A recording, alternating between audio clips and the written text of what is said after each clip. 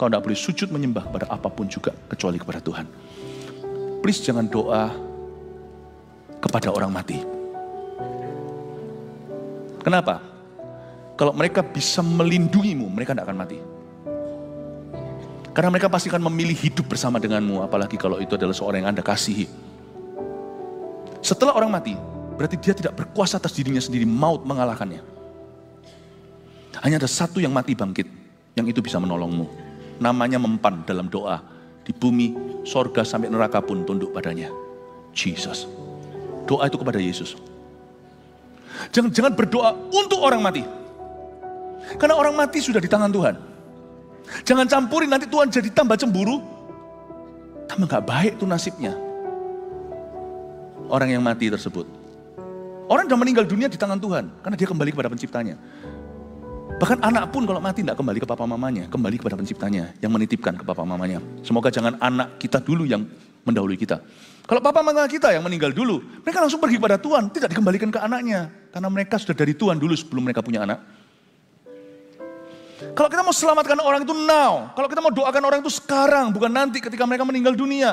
Sebab ketika mereka mati. You can do nothing to them. Gak bisa lakukan apa-apa lagi. Beneran gak bisa. Mau kita mau kasih dia apa kayak dari sekarang gak bisa. Apapun yang kau transferkan mendal. Gak ada barang yang mereka bisa bawa. Tidak ada barang bisa kau titipan kilat ke mereka. Gak ada. There's nothing you can give to them. Gak bisa lagi. Orang kalau sudah meninggal, udah dengan Tuhan. Selamat-selamat, tidak. Saya pakai logika, bukan kata Alkitab, tapi logika ini semoga bisa membantu kita untuk lebih rasa aman. Orang kalau sudah meninggal dunia, itu Tuhan yang maha tahu. Jangan singgung perasaan Tuhan. Kalau mereka sudah bersama dengan Tuhan, kita doakan mereka. Tuhan bisa semakin marah. Oh, jadi kamu lebih cinta orang itu dari aku. Kamu sudah matikah untuk mereka? 2. Loh, kamu jadi lebih tahu ya tentang akhirat dan hidup kekal. Bukankah sudah di tanganku? Kalau mau kerja sama-sama Tuhan itu sekarang waktu mereka masih hidup. Bukan nanti waktu mereka sudah meninggal. Misalnya, ini logika saya ya. Ini bukan logika, ini perumpamaan aja. Ini bukan persis seperti yang dikatakan dalam Alkitab. Tapi ini sebuah cara berpikir untuk membantu kita maju. Kalau orang itu selamat, berarti dia sudah di Firdaus ya, sama Yesus. Terus saya doakan dia.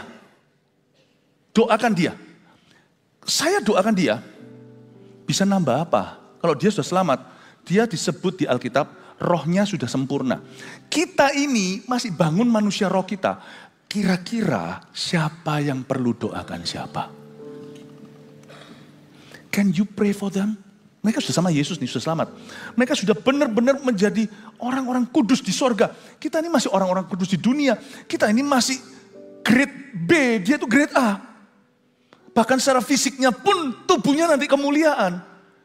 Kira-kira ada yang bisa ditambahkan? Lah kalau dia sudah bersama dengan yang punya kepada orang tua aslinya, yaitu Yesus Gembala Agungnya. Saya sebagai gembalanya, kalau saya banyak ikut campur, saya banyak kepoin, misalnya saya sebagai gembala, saya doakan orang mati itu di hadapan Tuhan. Sekalipun saya statusnya di sini gembala sidang. Gembalanya dia dulu. Tuhan bisa ngamuk sama saya. Siapa? Philip, kamu rasa kamu lebih pangkat ya dari saya? Orangnya sudah sama aku. Kamu doakan dia kalau orangnya masih sama kamu. Orangnya kan sekarang sudah sama aku.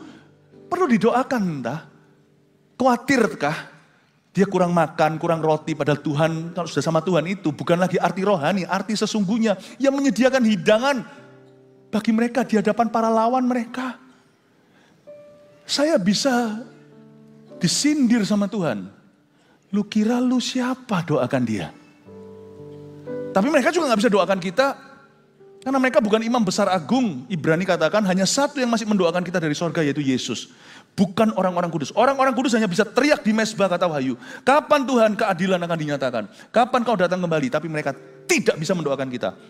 Karena kalau Yesus sudah doa untuk kita, saya gak perlu doa orang lain dari sorga. Orang kudus atau apa, mereka sama-sama pihak yang diselamatkan. Mereka bukan juru selamat saya. Tapi kalau orang itu orang yang binasa. Orang yang binasa. Orang itu bukan orang yang diselamatkan. Cara pandang saya ya, semoga jangan sampai ada orang yang Anda kenal sekarang udah terlambat. Tapi kalaupun begitu, takutlah akan Tuhan. Misalnya ada satu orang yang sudah di dalam hukuman Tuhan. Udah gak usah bayangkan. Dan kita terus berusaha komunikasi dengan orang itu. Tuhan tambah ngamuk. Itu bisa, ini logikanya, ini bukan apa kata firman, ini hanyalah imajinasi.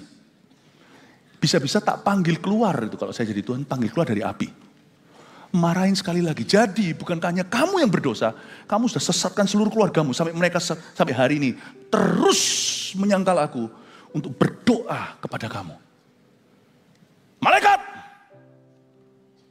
panasin apinya 7 kali lipat.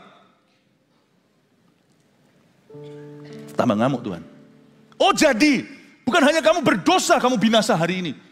Tapi kamu sudah seret demikian rupa begitu bercokolnya dalam benak pikiran anak cucumu. Mereka masih berdoa sama kamu. Malaikat! Bukankah ada ayatnya, Allah murka karena cemburu. Panasi lebih lagi. Enggak cuma binasa, doamu akan memberatkan mereka. Don't pray to the dead. Don't pray for the dead. Karena tidak ada faedahnya.